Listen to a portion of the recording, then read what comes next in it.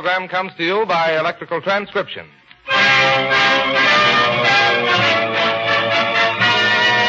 The Treasury Star Parade. With Frederick March and Arnold Moss in an adaptation from one of the best pictures of the year, The Invaders, with a special musical score conducted by Al Goodman, produced by William A. Bacher. Many bonds today. Bonds of freedom, what we're selling. Many bonds today. This is Frederick March, ladies and gentlemen, in another of the new series of programs brought to you by the Treasury Department. Today, we bring you a few scenes from a new picture, part of which was made in England, part in Canada, and part in this country. It's a story that might have taken place anywhere in the world today, where there is still a democratic way of life. Its message is so significant and so timely, its characters so vivid, its settings of such stark realism that we forbore adding any production frills. We have made no attempt to make a complete story of it. We have taken just a few of the scenes from one sequence of the motion picture, strung them together, and the result, well, you shall see. Late in the spring of 1941, a submarine crept into the Hudson Bay, torpedoed and sank an unarmed freighter, and attacked the inhabitants of a nearby trading post. The submarine itself was discovered and bombed, but 7 of the crew escaped, disguised themselves, and made a long trek southward into Canada, leaving a trail of blood and death behind them wherever they passed. Eventually, they arrived at a settlement of 114 Hutterites, mostly Germans who had come to Canada and settled to find peace and security and freedom of worship. The 7 were taken in and fed, offered a place to stay and work if they liked.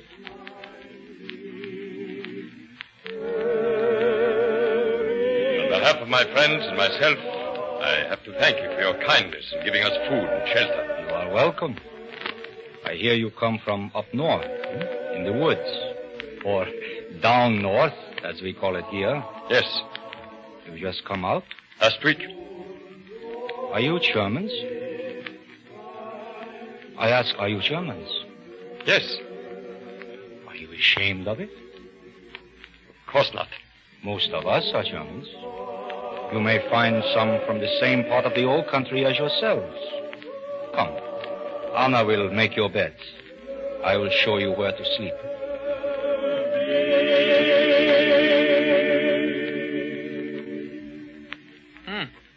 That's what I call a busy girl. That's nothing. I make 14 beds every night. That's a lot of work. You see, we have a lot of men who have no mothers and who aren't married yet. So somebody has to make their beds. Where do you sleep? In Peter's house. In Peter's house? But I don't make the bed for him. For Peter. Why not? Because he has a mother to look after him. Haven't you a mother? No. She was drowned. Drowned? Our ship was sunk. Torpedoed? I think so. Oh, don't you know? Was there a big explosion? Shut up, Kruds. You and your questions. Don't answer, Anna. Run along now. Good night. Chins up. Good night.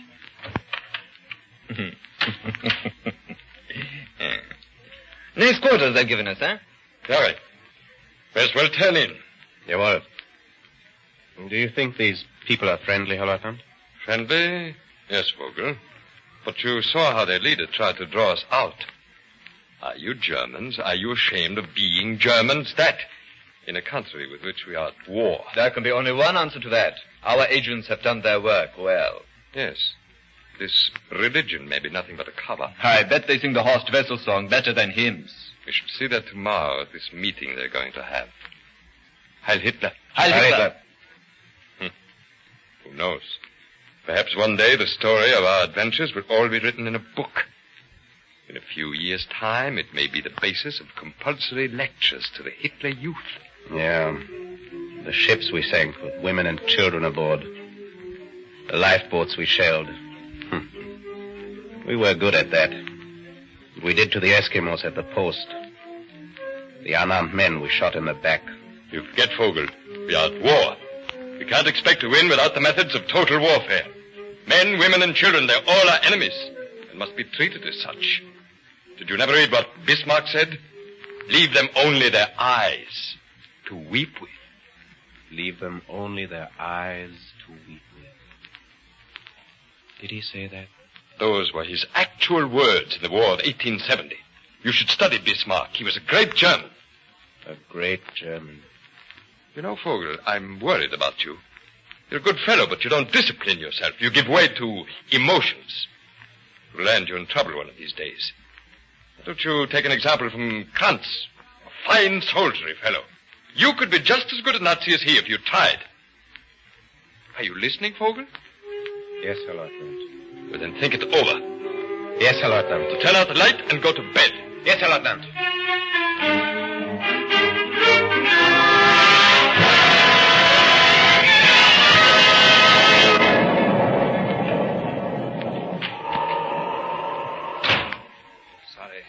Sorry I'm late for the meeting, Peter. Is everybody here? There's an electric storm playing all around us, frightening the animals and chickens. Move over, Philip. How are you, Anna? Andreas. Eh? One of our guests was speaking. Oh, good. As I was about to say, you have one clear choice. Where there's a question of blood, where one is governed by the deepest of racial instincts, then every other consideration is swept aside. There is a new wind blowing from the east. A great storm coming across the sea. A hurricane which will sweep aside all the old, outmoded ways of life and mark the beginning of a new order, not only for Europe, but for the whole world. Let those beware who would have the temerity to stand in its way. They will go down before its irresistible impulse and be crushed out of existence. What are you talking about, friend? I am talking of the greatest idea in history, the supremacy of the Nordic race, the German people. I am talking of the being whose name I am certain lives in every heart, whose name hangs on all of our lips, whether we can shout it to the world or only whisper it in one another's ears. Germans, brothers, I ask you to join with me in paying homage to our glorious Führer. Heil Hitler! Heil Hitler!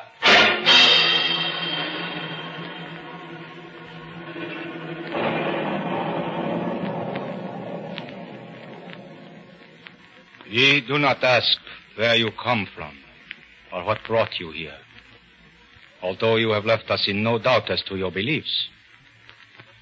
Someone has given you, no doubt deliberately, a completely false impression of us. We are only one amongst many foreign settlements in Canada. There are thousands of them in this part of the world, and they have been founded, some of them recently, some 80 years ago, by people who left their homes in Europe because of famine, because of starvation, because of racial and political persecution, and some, like ourselves, because of their faith. Some came only to find new land, new boundaries, a new world. But all have found here in Canada the security, the peace and tolerance and understanding which in Europe it is your Führer's pride to have stamped out. You call us Germans. You call us brothers. Yes, most of us are Germans. Our names are German. Our tongue is German. Our old handwritten books are in German script. But we are not your brothers. Our Germany is dead. However hard this may be for some of us older people, it is a blessing for our children. Our children grow up against new backgrounds, new horizons, and they are free to run and to laugh without being forced into uniforms, without being forced to march up and down the streets singing battle songs. You talk about the new order in Europe. The new order where there will not be one corner, not a hole big enough for a mouse, where a decent man can breathe freely. You think we hate you, but we do not. It is against our faith to hate. We only hate the power of evil which is spreading over the world. You and your Hitlerism are like the microbes of some filthy disease. filled with a longing to multiply yourselves until you destroy everything healthy in the world. No. We are not your brothers.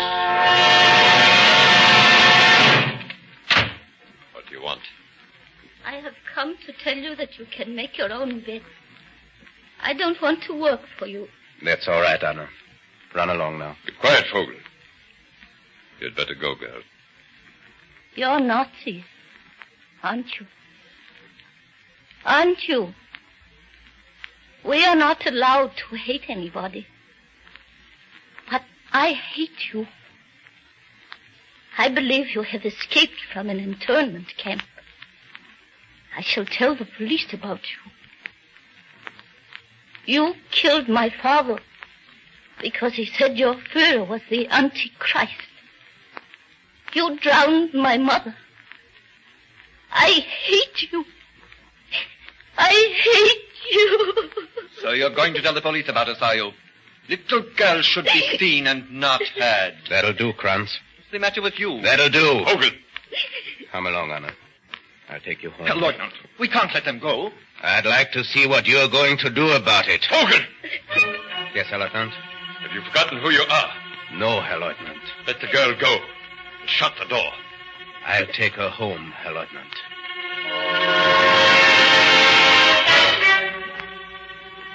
Engine room artificer Vogel.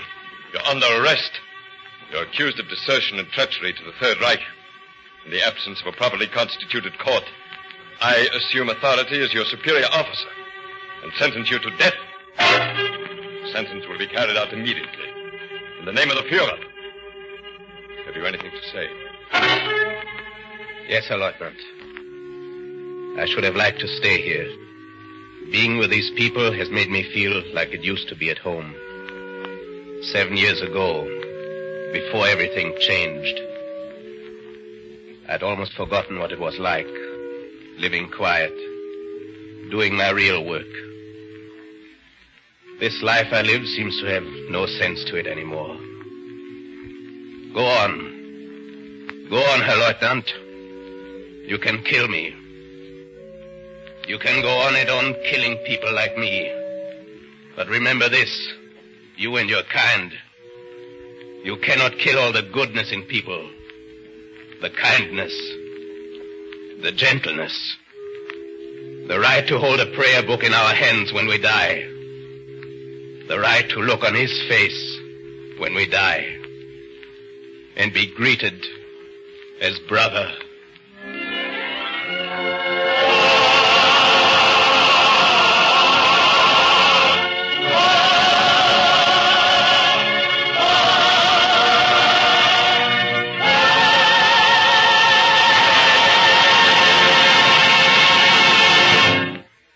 Thank you, Frederick March and Laird Craigar.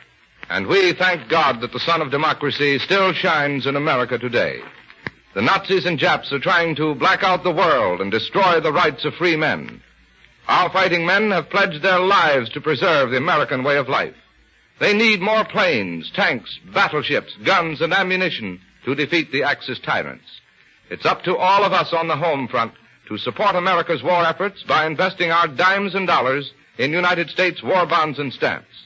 We must fight, work, and save for victory. Join a payroll savings plan where you work. Invest at least 10% of your income, all that you can afford, in war bonds and stamps every week, every payday. Remember, this is your country. Keep it yours.